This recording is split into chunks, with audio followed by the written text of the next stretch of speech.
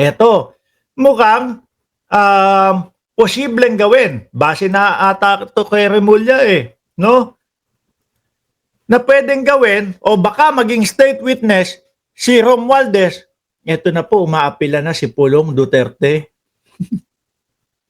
Umaapila na ho si Pulong Duterte, mga kababayan. Ayan o, tingnan nyo, sabi. Pulong Duterte, Martin Romualdez as state witness, the big joke o biggest joke of the century daw ho, mga kababayan. Bakit naman? Kasi kung puro lang ano tawag dito, sinasabi nila, si Romualdez ang mastermind ng ganito, ganyan, si Romualdez ang dahilan ng ganito, ganyan. Kung puro lang ganun, din sa EDWUP yan. Hindi pwede yan. Di ba? Hindi pwede na, ano tawag dito? Na, car cares, ano sabi? Other charges. Sorry Hindi ko alam ang haba nito, customer to take it. Tingin. Car carrier sectors lang, decision of the... hindi. Dumating na yung in-order kong Audi. Uy. May nag-send lang. Ngayon, hindi pwede yung mga laway-laway lang. So ngayon mga kababayan, dawit sila ng dawit, ipinatawag. Ngayon, nag-explain si Martin Romualdez. Di ba? Galing sa fake news, yan, Boss Amo Ryan Vincent. Itong ano, hindi, yun nga ang nirereklamo ni Pulong. Ito nga ho, mga kababayan, kung sakali, na puro ganyan lang sila, walang maipakitang ebidensya. Tapos ngayon, si Martin Romualdez nakikipag-cooperate sa ICI at ipinapaliwanag lahat, proseso ng pagbabudget, etc., etc. Baka maaring maging state witness nga naman talaga yan. Paano yan, Pulong? Di ba? At eto pa, sabi ni INC, 51 billion mo muna, Pulong, para hindi joke in century. Hindi nga sila makapagpaliwanag, di ba? At eto pa ho, mga kababayan, natatakot ba sila kay Martin Romualdez? Tingin ko dati pa Kaya nga, lagi silang nagsasabi, Martin Romualdez, ang mastermind nitong lahat na ito, pero walang maipakita. Paano yan?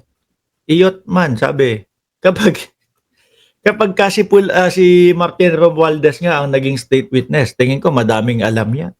Pero inuunti-unti. Hindi yung kagaya ng style ng mga DDS, yung kay Martin Romualdez na bigla na lang turo, gano'n na lang, okay na yon. Basta naituro ko, okay na yon. Kahit walang ebidensya, okay na yon. Kasi gano'n naman ang gawain itong mga ito no? Ganyan naman Sabi ni Chay Cher, kita-kita mamaya sa Birahan PH. Saglit lang. Commercial muna tayo. Ito Ito yung mga boss chief amo sir. Yung Birahan PH. Mamayang alas 12 ng gabi dyan sa Pilipinas. Ayan, yung Birahan PH. Nakapin po dyan sa taas yung link nyan.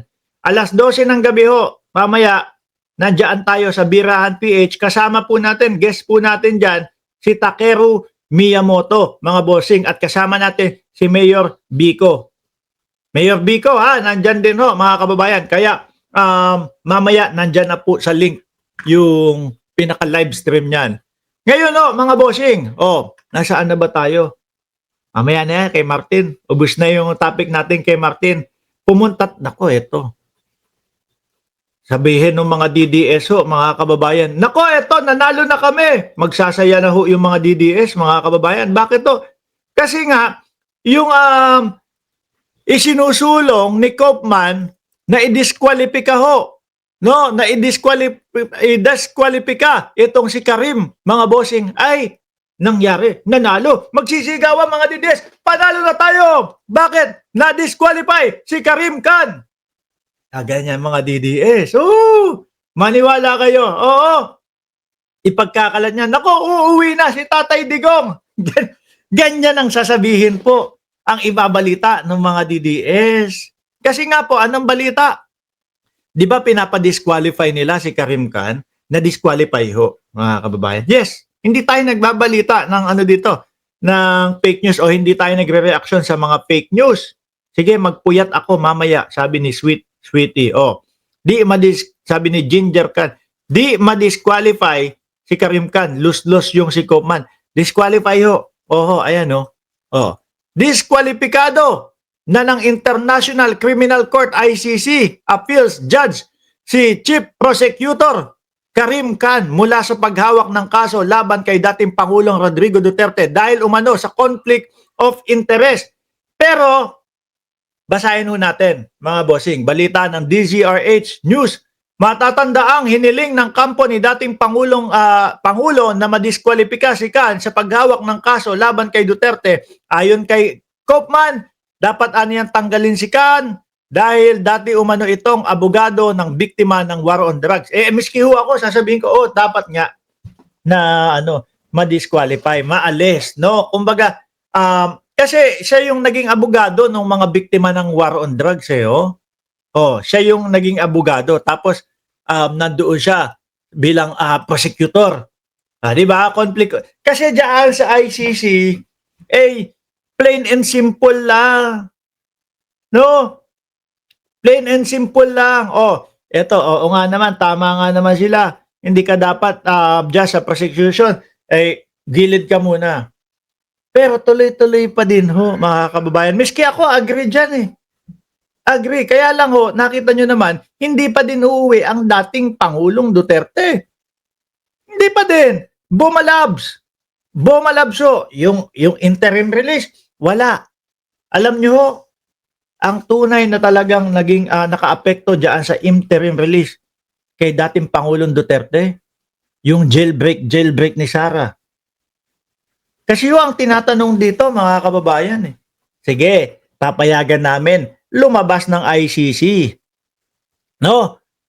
Pero abogado si Karim Khan ng mga biktima, 'di ba? Sabi, naging abogado siya.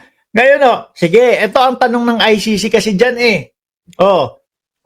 sige, papayagan namin. Pag pinayagan naming lumabas si dating Pangulong Duterte, ito ba ay pupunta sa mga hearing? Babalik ba sa mga hearing at haharapin yung mga hearing niya? Sa nakikita po nating impluwensya ng dating Pangulong Duterte, mga bossing, biruin mo si Sara, vice-presidente ng Pilipinas. Ano iisipin ng ICC? Nako, pagka ito pinahintulutan, pinauwi, malamang ito gagamitin ang power ng vice-presidente sa Pilipinas. Dinagdagan pa ng mga senador. Dinagdagan pa ng mga senador, mga boss chief sir, na pabor daw sila na ganito, ganyan, i-house arrest si dating Pangulong Duterte. Ang gusto sa ICC ho, mga bossing, mapanagot talaga. Walang matanda, walang ganito, ganyan. Walang ganun ho. Di ba? Walang call a friend, walang